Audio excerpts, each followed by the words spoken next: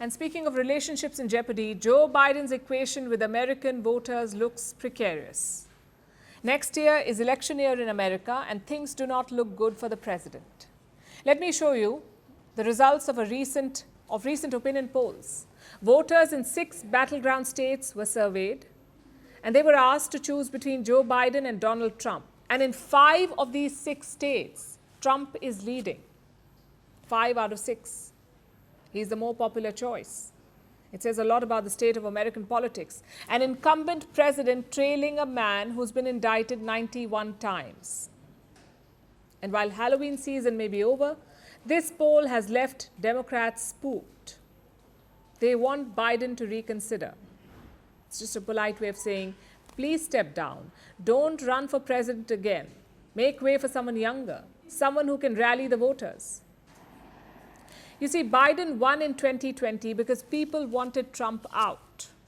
But this time, they seem to want Biden out too, and not without reason. The biggest reason is the economy. Americans are unhappy with it.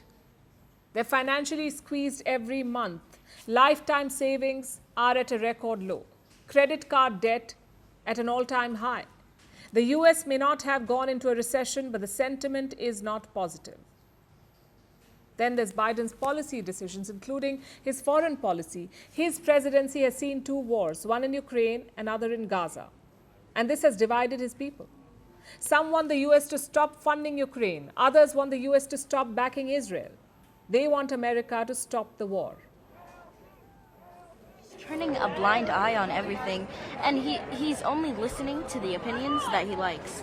But I think as an American, we have freedom of speech, and we can say whatever we want to, and he should listen as the President of the United States. Enough is enough. It can't go on, and we need the White House. We need Biden to listen, because you can hear it out here. Everyone is out here. We're all here for one reason. The killing of innocent people needs to end.